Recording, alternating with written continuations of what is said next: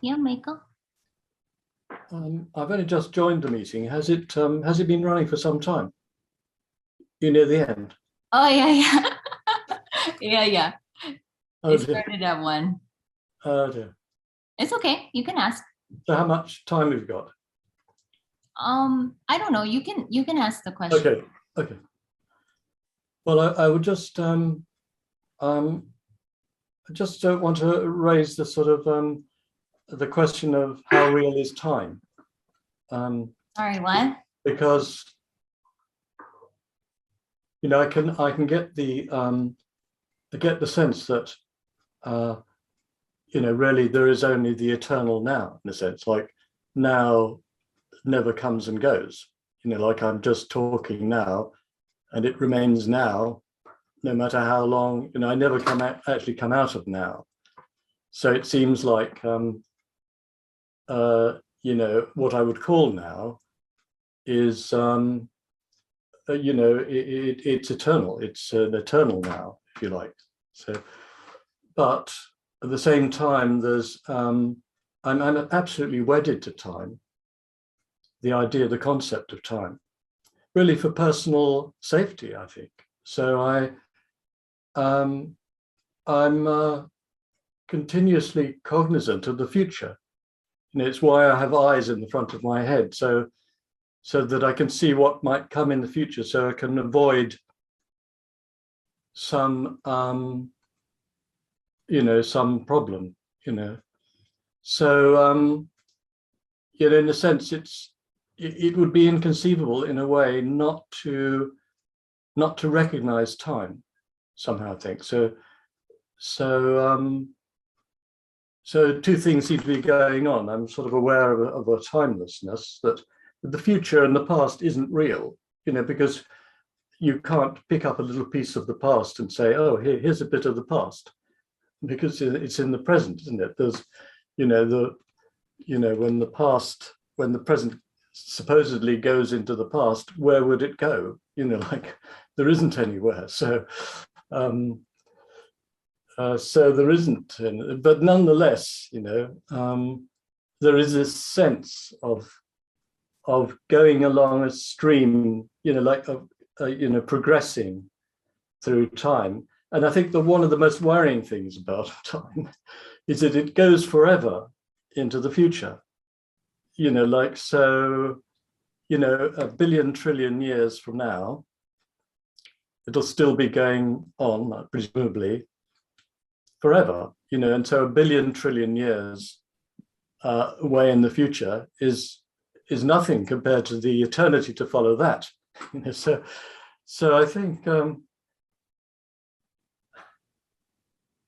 so really I think my problem is coping with all the troubles that could arise in the future, in the whole of eternity, if you like, in a way.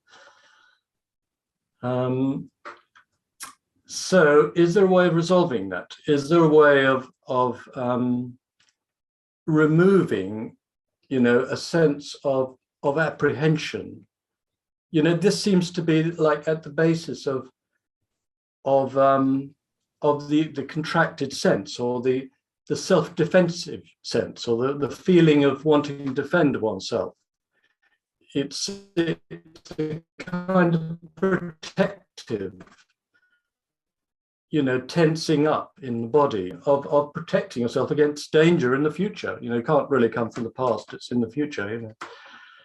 So and this causes so much difficulty, really, doesn't it? It's no end of trouble as we go through life, worrying about what might happen to us, or trying to avoid difficulties, and so that seems to be, to me, to be very much at the heart of my difficulty, and in a way I can't really see a way out of it, because I will always need to, just protect myself and try and avoid suffering. So is there a way of permanently eradicating that one would have to say dread that sort of emerges and then subsides. Sometimes you forget about it, but it's always there as long as there is this sort of sense of progressing through time. So that's my question. Yeah. Yeah, it's very normal that the me sense would feel that way. I'm sure it's normal. Yeah, it is normal. Yeah, definitely. So, I But mean, that's no consolation. That's no consolation. yeah, I mean, it's just saying like that is very normal because the me Yeah. lives in time. So it's not really meant to be consoling in any way. It's just like it will most probably, project into the future, but it also happens here. There is also this like thought about future so-called problems, and then the anxiety can arise or some fear can arise.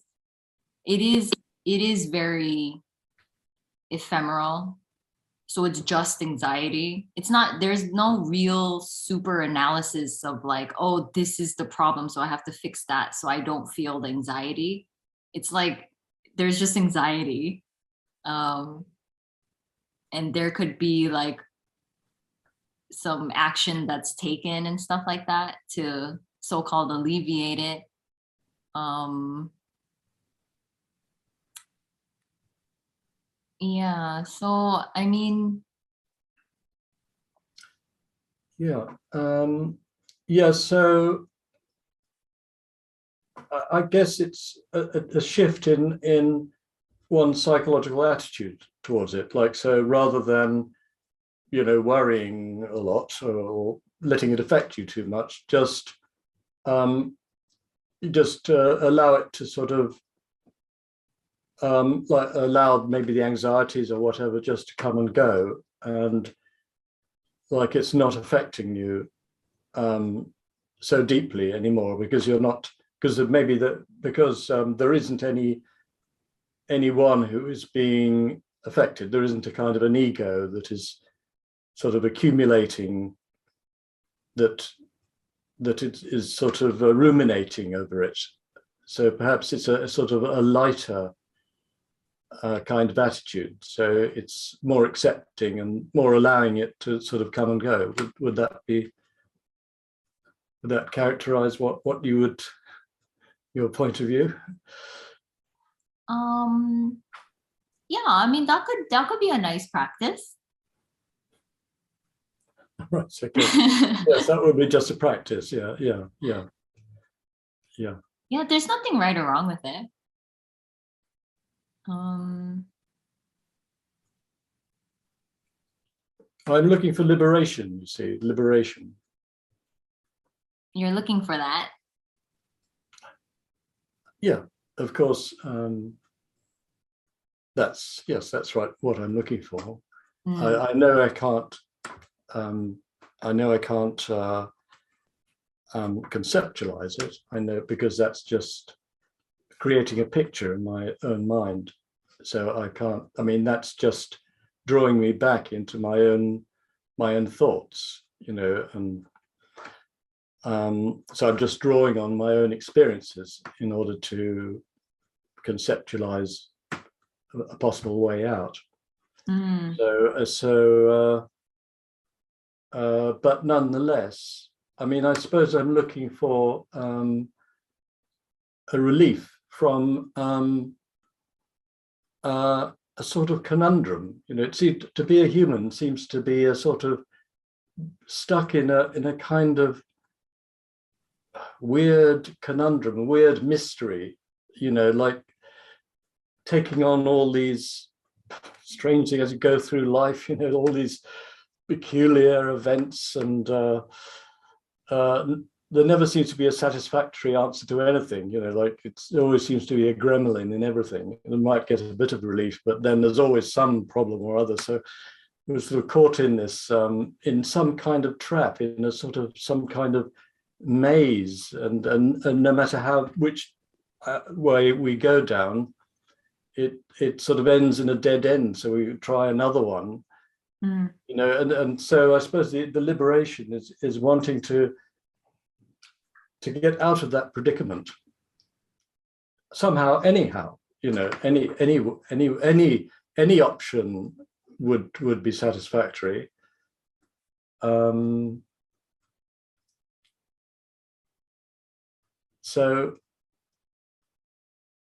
that's really, in a way, I'm just explaining what I feel my predicament is. I do think there's a state of enlightenment and that there is a state of liberation. So I do actually believe that is the case, strongly.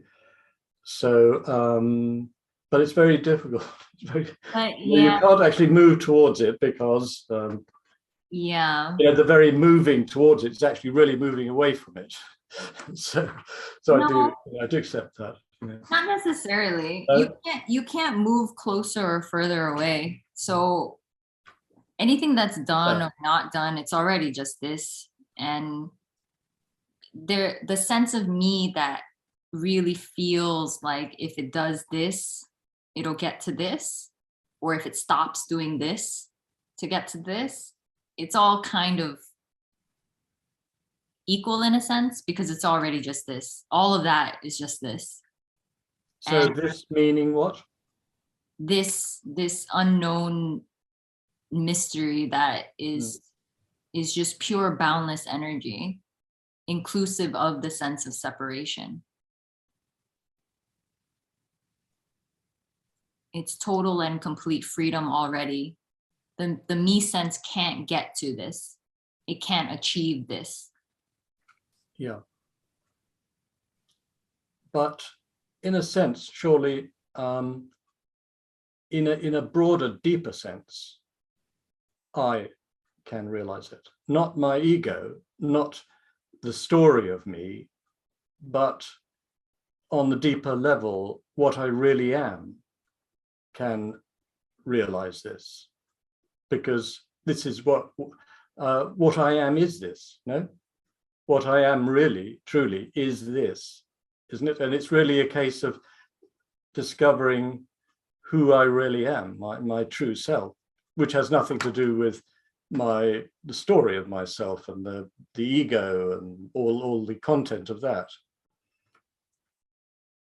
Yeah, I really wouldn't use the phrase "my true self" or "what we really are" or something like that, because it'll inevitably direct the me sense to believe that it has a true self, that it has this truer essence or something like that. And I understand the real, or what that's trying to point to is this mystery, is this unknown. But it's pretty misleading to say my true self. Misleading for the ego, because the ego is really just looking for some bigger and better, nicer self, a sort of a kind of variant of itself. So I think, well, I'm like this, but I have a true self, or it's a much better one, something like that. So it's so it constructs a kind of idealized self somehow. Yeah, that can happen. Yeah, I mean, that's also normal that would happen. Yeah, but that's why those kinds of words aren't really used, because it's easier for the me to identify with a true self, or a bigger self or something like that. Right. So what do you call what the message of boundless love, something like that? How do you describe it? This message? Kind of boundless. Yes. This uncompromising? Yeah, uncompromising love. Okay. So isn't that, surely that's what you really are? That's what, if it isn't what you are, then it must be really what you really are, surely, ultimately, because you are one with it. So it's what you're like, there is no separation from it. So it's the reality, surely, of what you are ultimately, surely. No. I get what you're going for, but I would never say that that's what you really are. I would never point to the you or the me. No. I can see that. I can see that. It's just what it is. It's Yeah. just what is. Yeah. But isn't the ego a kind of false self that is a kind of usurper self, in a sense? It's something that is it's actually not oneself. It's actually something one has identified with. It's something that's entered in the mind, and it seems to be oneself, but it's actually just a thing. It's just a pattern in the mind, and it's actually insentient. It's just a story. It's like looking at a book, like reading a book. The book itself is insentient, so it's but you identify with the book, and it's isn't the ego is really isn't even me on an ultimate sense, in an ultimate way. It's it's really another thing along with all other things. It's just a sort of construct in the mind. So actually, even what you call me isn't really me. It's just mistaken to be. This is the problem. We're kind of so protective of our own me, but actually it isn't really. There is no such thing. It's a non-reality. It's a real felt sense, though. It's it really feels very real, and it feels as if it creates its own reality, and it feels like it has experiences, and it's in time, and there's a progression to things. So like within that sense of me, it feels very real. I'm not denying that it doesn't. And Yeah. it's more of a description of what can be seen without the me sense, is that was this illusory dream that miraculously felt really real. Yeah. So does that has that completely disappeared? Is it sort of completely realized to be an illusion, like a mirage or something? You realize the mirage is just not, there's no water there at all, gone. Or is it like that? Has it completely been eradicated, or is there a kind of semblance of the me that is like just for practical purposes, like helping you get around and cross the road and this kind of thing? Is that, yeah. So it is really seen as an illusion, as a dream. So it is seen that there really was no one called Suzanne that was this body that did certain things, that moved through time, that had parents, so that's all seen to be this illusory sense that was just automatically created. But the apparent conditioning kind of remains. It becomes lighter, but like, the wanting to make her parents happy can be subtly there, or not wanting to make people feel so uncomfortable, that can be there. Like, no one's doing that. It's just kind of what was programmed here. Certain things that are said out of habit are still said. Habitual thoughts kind of seem to happen. So a lot of things seem to continue. They are a lot lighter. It's not as intense. No one is owning it. Nothing is happening to anyone. It's just happening. This is the mystery, or this is the like the kind of stone wall that the ones who haven't realized this are coming up against. So it's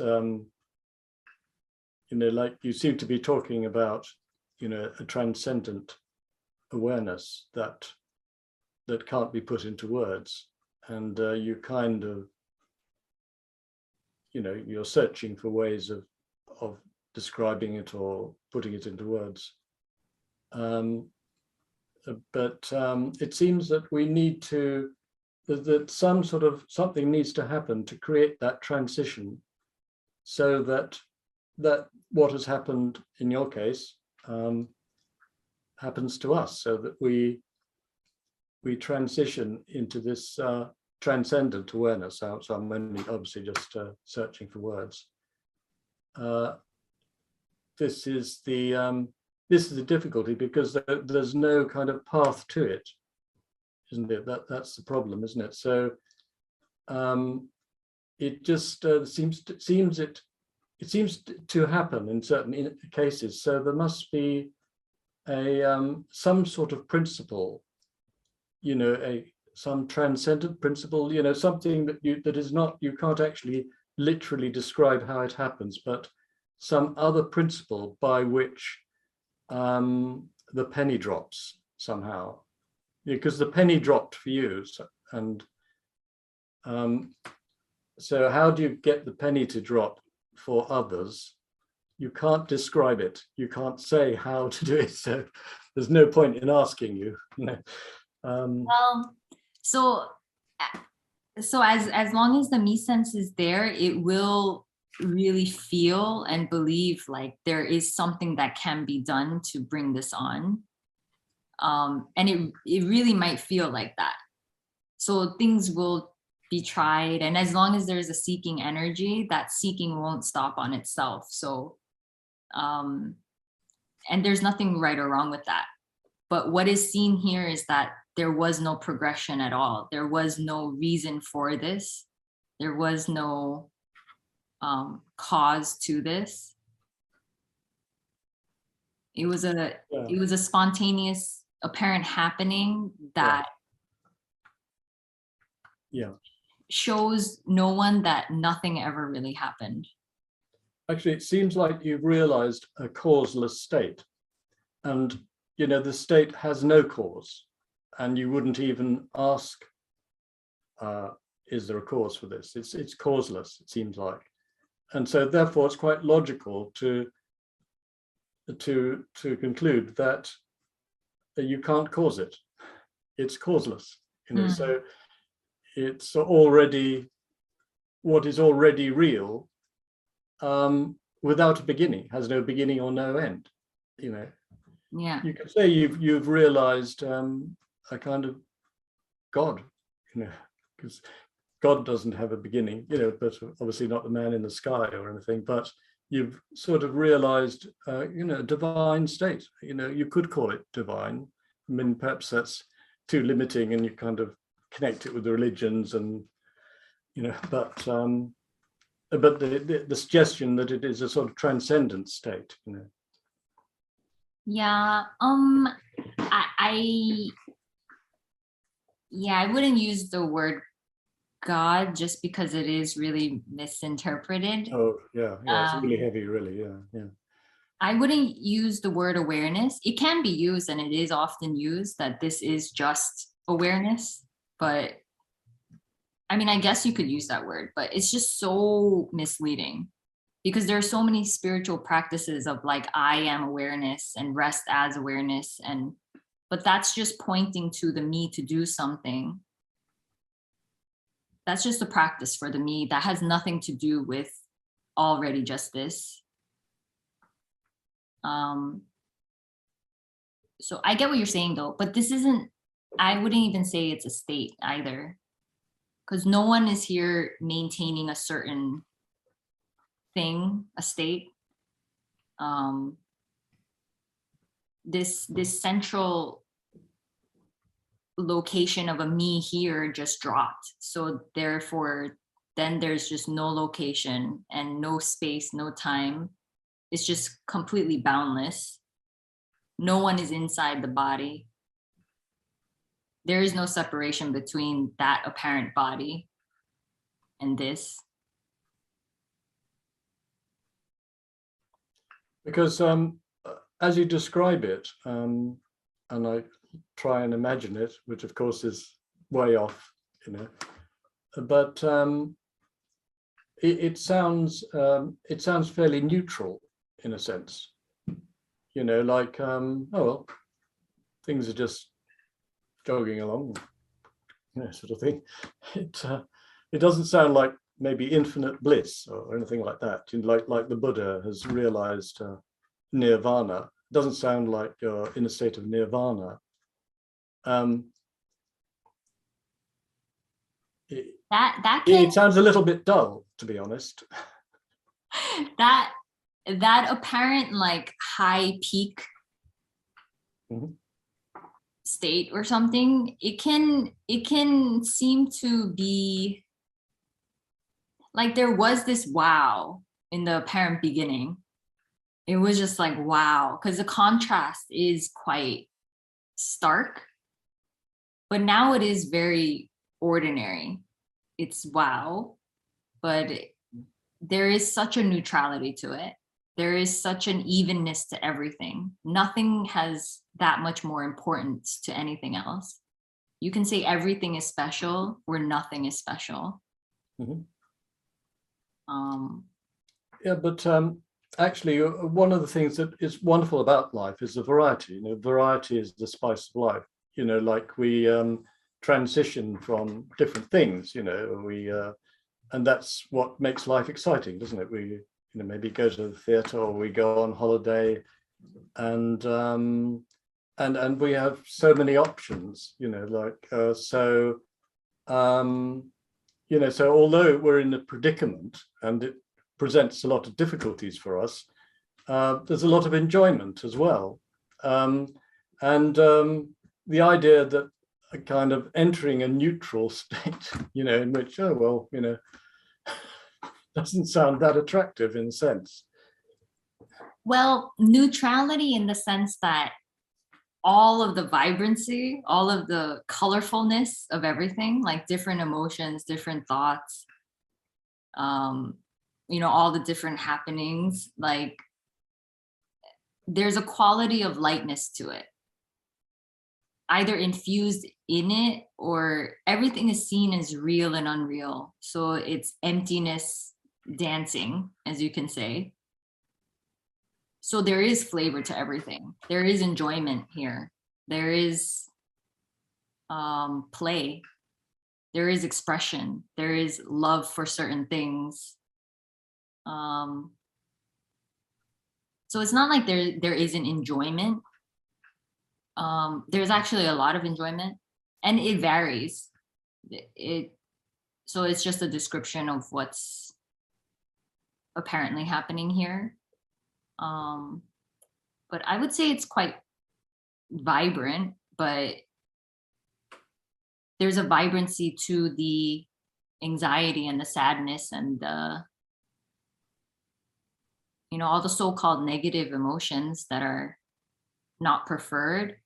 They're all in a way equal.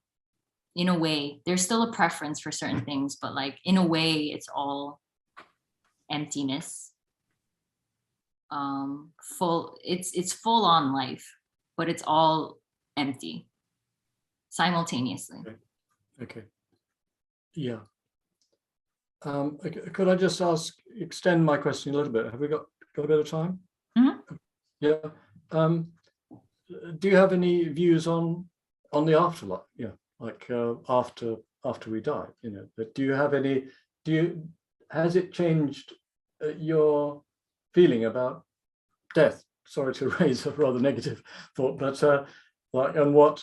I mean, I was talking about eternity earlier. Like when we die, we're facing eternity, really, and that's what we've lost control literally forever, or seemingly so, or maybe so. We don't know. Maybe we will regain control in some other life or something, but we don't actually.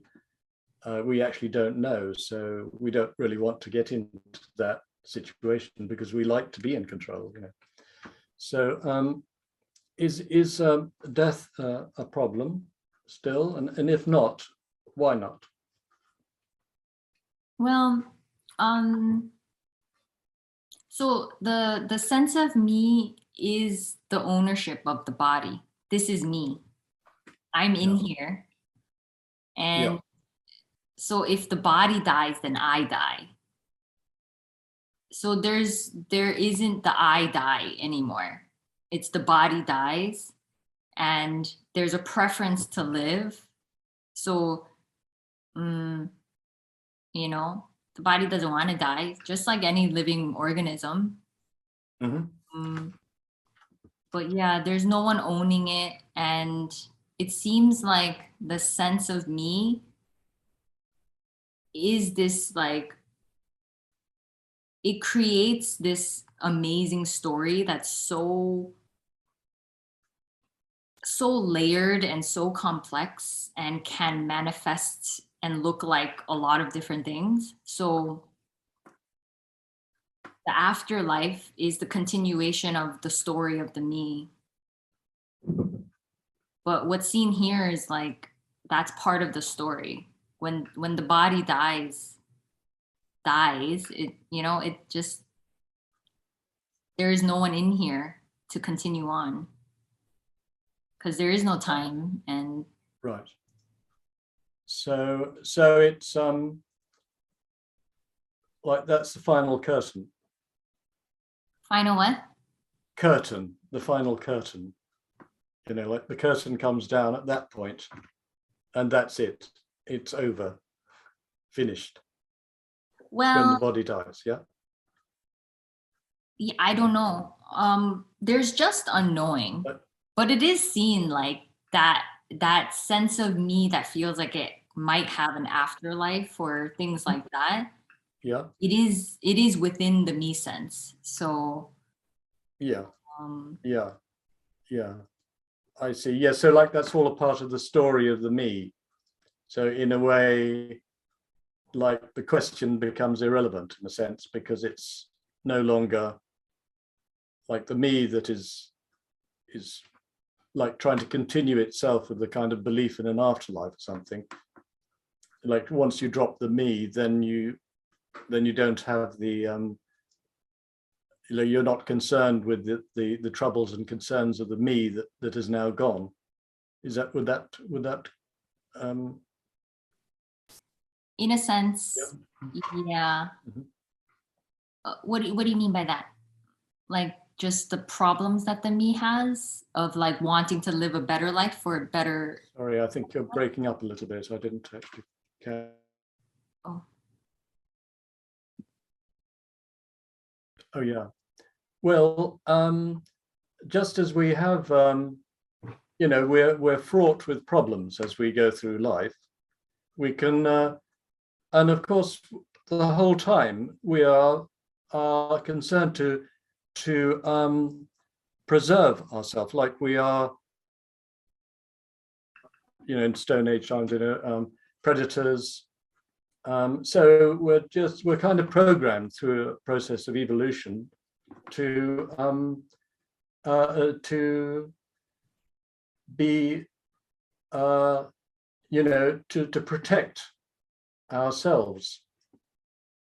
Um, and because we have this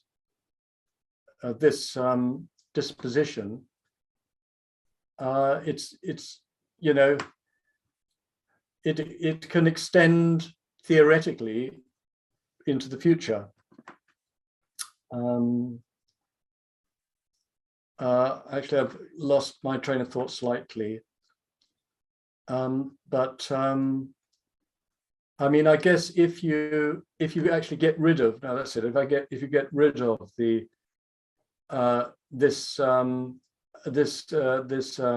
indoctrination or this programming, if you get rid of the programming, you know, like the me, which is actually probably created through evolution to um, in order to protect the body, sort of thing. If you get rid of that sort of that illusion,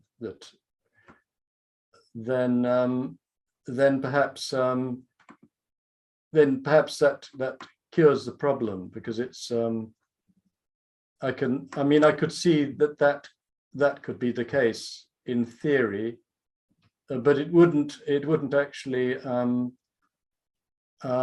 would make me feel too much better, because I still have it, you know.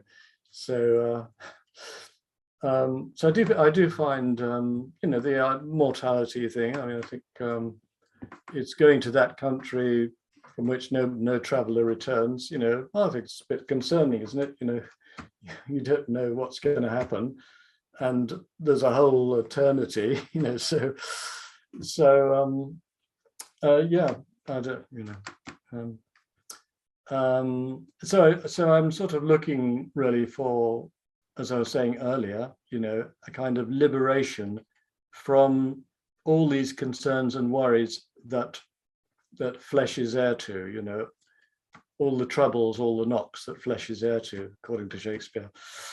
You know, and all the sadness that we all have to encounter as we go through life, and you know, we all try so hard to find little bits of happiness here and there just to cheer ourselves up, but it's quite difficult. It's a difficult thing, isn't it, life? It can be. Yeah. I mean, it's yeah, what you described is very normal for the me sense to do that, want to seek for, yeah, something better. It really thinks that liberation is the answer. But it will never be there to claim that it was liberated, that it finally got it. Yeah, yeah. No, I can see that there is no entity, that the me is the me itself can't be liberated, because the me is the non-liberation. So it's a sort of oxymoron in a way.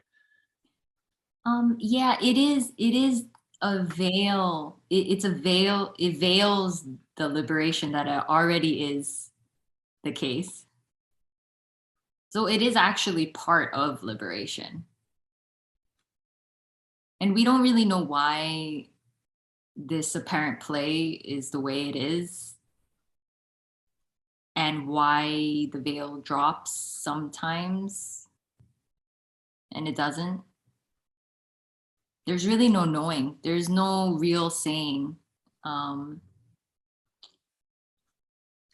But perhaps the perseverance and the tenacity, you know, like perhaps if you just keep trying, like you were trying, you know, perhaps that's the key, really. Just like maybe it just, you put yourself out there to allow the grace or whatever it is that causes this, like the penny to drop, like I was saying earlier.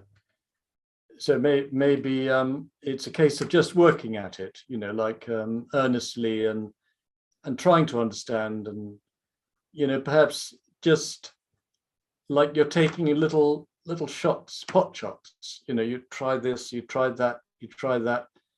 You're kind of working in the dark, but suddenly, bullseye.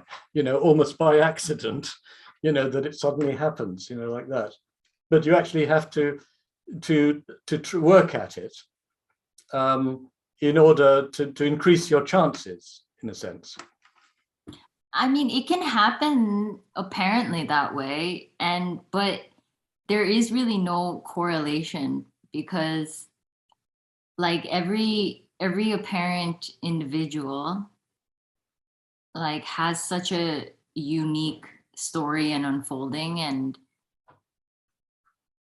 you know, you can't say definitively this will work, No, because no. it's all so unique, and you can't really say that more earnest seeking will lead to this, already just this. But don't you think some people are more ripe for it than others? You know, you know, like some people are a little more open, perhaps, you know, more receptive. Because I think maybe in your case, you were sort of kind of ready for it somehow and receptive to it. And it kind of like, Yeah, I mean, kind of happened. yeah, I could say things like, I was, Suzanne was seeking for 8, 9 years and finally was like, fuck it. Like the me didn't give up, but there was a giving up. But was it because of the 8 or 9 years of seeking? It could have gone on for 20 more. I don't know. Yeah. And other people, um, they don't really expect it to happen. Something really shocking happens, and then there's a giving up on life.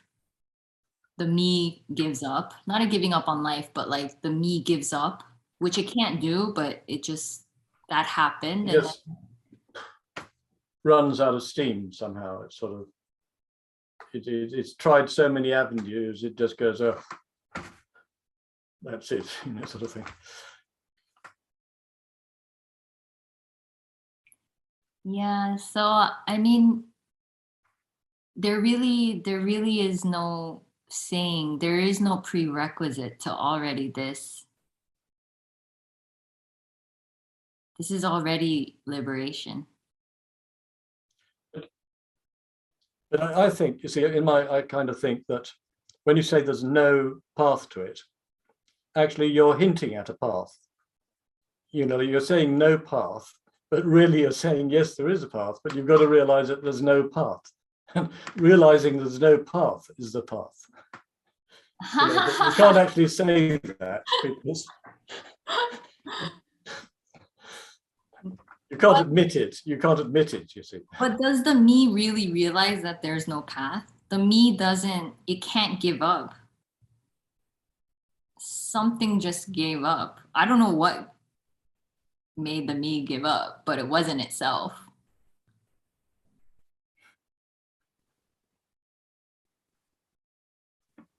And there was this sense that, like, I really don't know if this will happen or not happen.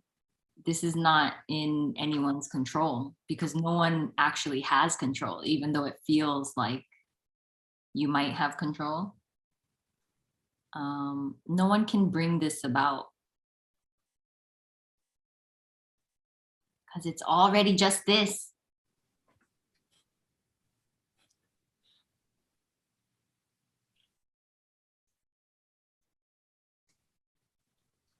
Well, I suppose the thing is, all you can do is keep trying, you know, and all you can do is actually be as open as possible, and you know, and wait for the, you know, wait for your turn, you know, whatever that is, you know, if ever, you know. If that's what's happening, that's what's happening.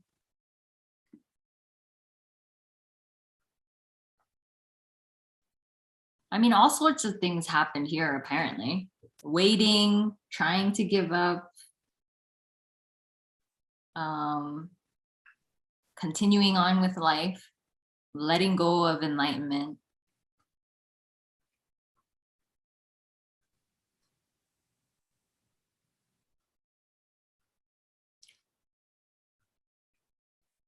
But couldn't you call it enlightenment? Wouldn't that be a word that could be used?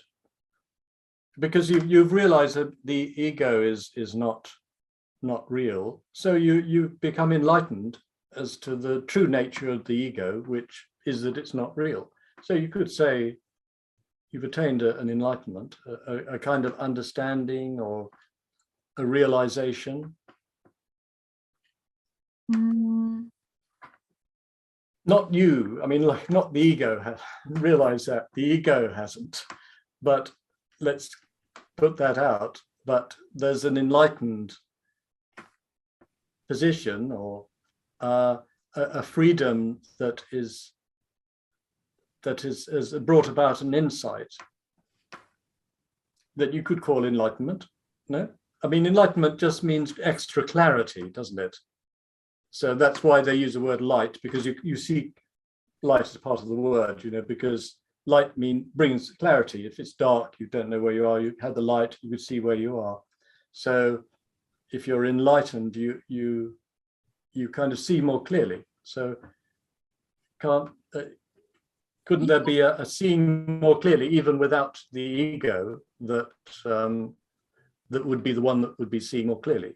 There would be just a general clarity, Yeah, you can call this enlightenment, liberation, freedom, unconditional, wholeness, emptiness, dancing, nothingness, everythinging, this mysterious unknown. So yeah, you can call it enlightenment, but it is there's absolutely no position that's taken. So it's also seen that this will be interpreted by the mind, but there's just a seeing, like there's no difference between anything. So yeah, like more clarity doesn't have any more value than anything else. Right. So it's like there's like the way you would see it is that that is it's comparative. Though, like if I say something is clear, something is more, you're more enlightened, then that is really sort of indicating differences. Like it's giving a preference to being enlightened rather than not enlightened. So so like what you're saying, I think, is that there's no you can't sort of indicate differences like that. Like there's an enlightened state, there's a not an enlightened state. It's like that. Yeah. Because it ultimately seems like it doesn't matter whether this is seen or not seen.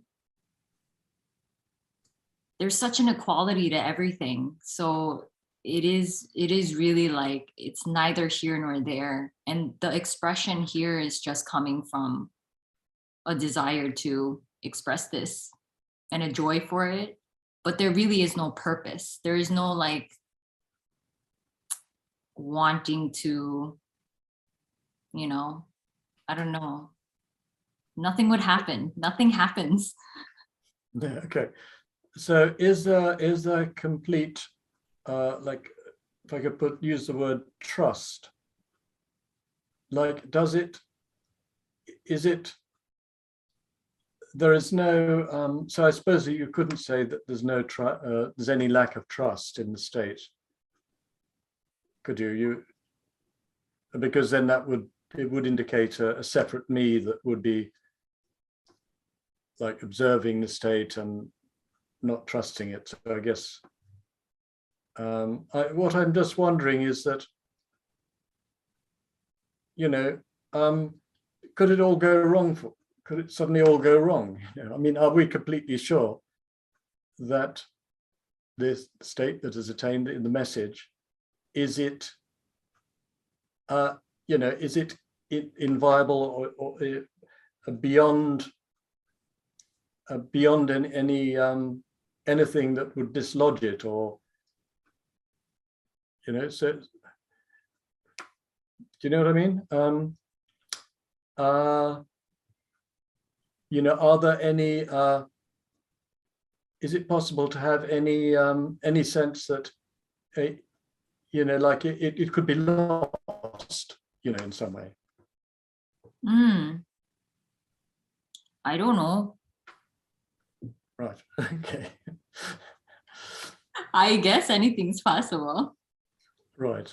I don't know. I really like, this is such thorough unknowing that it obliterates everything. So there's no position. There's no like, yes, this is the final something, or like the ability to take a position seems gone.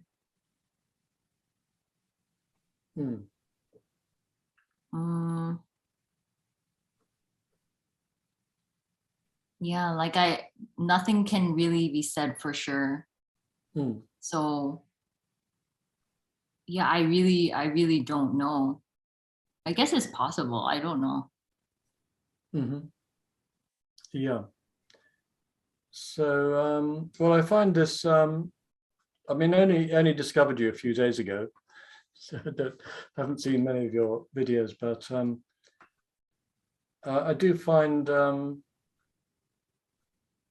find it kind of a great workout, somehow. So, like, in a sense, you're sort of denying everything. So it's kind of very refreshing, to to have this topic. So I think it's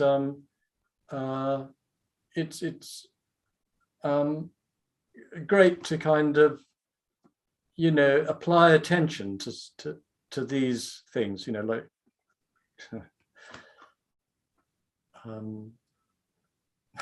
so thanks for that. You do it very well. Like, so I know there's nobody there to accept a compliment or anything, but it's rather nice the way you kind of express what your message, like the variety of ways that you're expressing it. So I think it feels like it feels beneficial somehow. It's sort of it kind of takes, I mean, you go to a cinema and watch a film, that kind of takes you out of yourself a bit. You're identified with the film, but this is something different. It's sort of reaching a little deeper, really. It's like you're looking at, existence, and so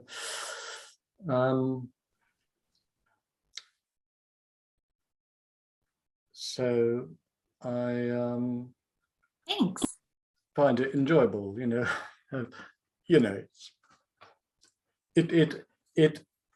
it sort of exercises certain muscles, mental muscles or whatever, that are normally exercised, so there's a bit of oxygen that goes to these muscles and they go, oh, that's great,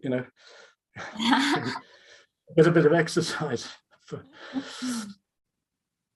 Nice. Yeah, thanks.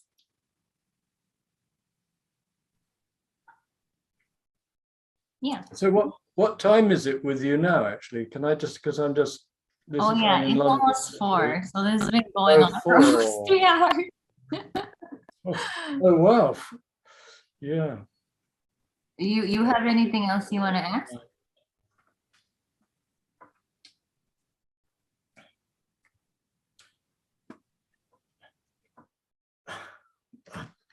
I don't know, really. I'm feeling a little tired now, actually.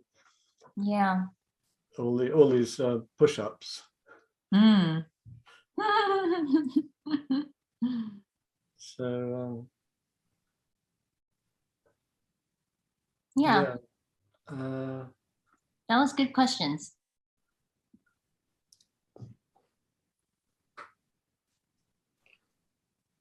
I mean, like a lot of what you asked was asked before, but yeah, I feel like you allowed like a recap of something. So that was good. Yeah, that's nice. It's kind of nice that you weren't here for the beginning of the meeting. Right, so it would have been a shorter meeting then, probably, because without all the questions that I wouldn't have needed to ask. Yeah. Hi, Les. Do you want to say something? Hi, Suzanne. Just thank you so much for the marathon. Oh, yeah. Great. That's fun. Thanks for joining. You're welcome. Yeah. See See you again. Huh? I'll see you again. Yeah, nice.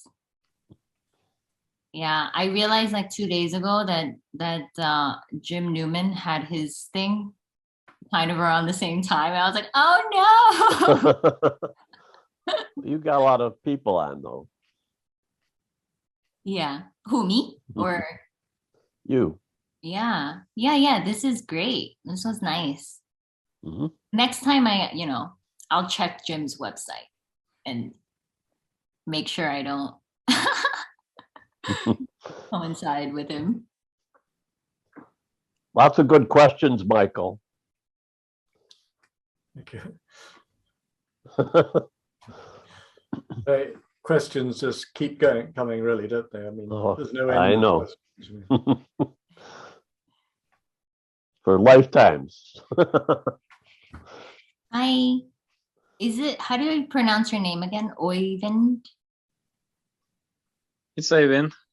Oyvind. Eyvind. Oyvind? Oyvind. Yeah, Eyvind is fine.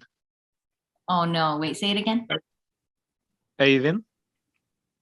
Yeah, I can't do that. No worries.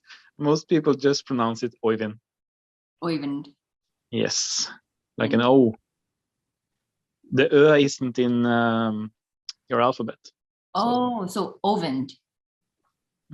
Eyvind. Oh God. Okay. You can use an E like Eyvind. That would be more like Eyvind? Eyvind. Eyvind. Yeah. Yeah. That sounds more like it. Yes. Okay. I'm sorry for names are funny. Yeah. Nice to see you here. Yeah, nice to see you too. Great meeting. Oh, thanks. Yeah, good questions. Yeah. Michael shouldn't worry about asking questions. There would be like someone else to ask the questions anyway. There's always someone asking questions. Yeah, They were nice questions. they were, yeah. Okay. Anyone else want to say hey? I should really end this meeting. Okay. Well, I think everyone can unmute themselves if they want and just say bye. Thank you, Suzanne. You're so amazing. It was such a great meeting. Thank you. Thank you, Tanya. Thank you. Suzanne. Awesome. Yeah. Thank you. You're great. Thank you, Yeah, Suzanne. thank you. Thanks for coming, everyone. Thank Thank you so you. much. Suzanne, do you have these regularly, or are you going to, or do you just schedule them spontaneously? Yeah, I think, yeah, for now, spontaneously, but maybe I'll come up with something more regular. I'm not sure. I'll just have to see, but yeah, this was fun, so it's probably gonna happen again. Yeah. I love hearing you. It's wonderful. Thank you so much. Thanks so much. So very clear. Yeah. Thanks, Nancy. All right. We'll see you next time. Okay. Bye. I'm gonna end it, okay? Bye. Yes. Bye. Bye-bye. Bye.